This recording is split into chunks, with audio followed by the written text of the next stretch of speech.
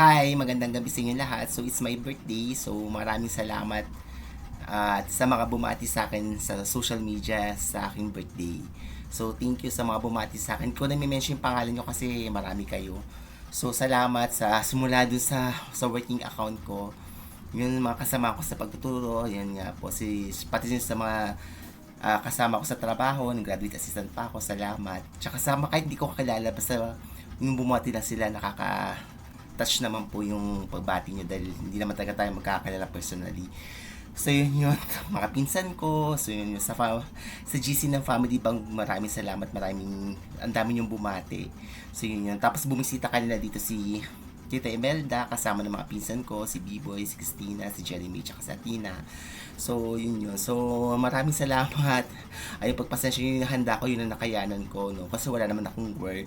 So, yun yun. Nagbigay pa si mama ng dagdag na panghanda. So, yun yun. So, yun yun. Maraming salamat. Tapos, tawag dito, bukas abangan nyo, kakanta ko sa Star Maker ng live. So, weekend live concert, kakanta tayo.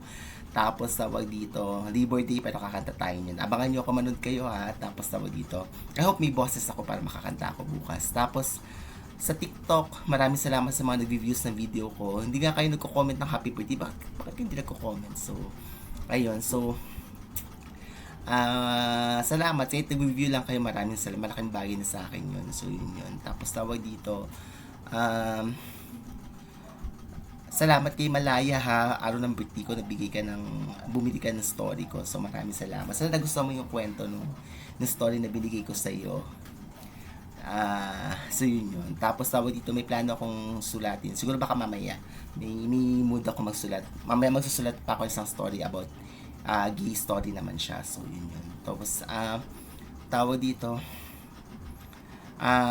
maraming sa yung mga kasama ko din sa LGBT community, maraming salamat. Sa GC, may GC kasi ako sa kanila, binati nila ako. Alam nila birthday ko ha, himala. Paano nila nalaman yun? So, para salamat dahil binati niyo ako sa birthday ko. So, yun yun. Hindi ko kayo kilala personally, no? Sa chat ko lang kayo nakakilala, pero maraming salamat at binati niyo ako. So, yun yun. Tapos, tawa dito, so, 41 years old na ako. So, I hope yung mga wishes ko na sinulat ko sa notebook ay matupad. So, yun yun. Tapos, tawag dito. I hope ay, tawag dito. Maraming salamat sa mga pinsan ko, kay Tita Imelda. Yan. Next year, sana pumunta ulit kayo. At sana may work ako para marami ako mabiling pakahanda sa inyo. So, yun yun. So,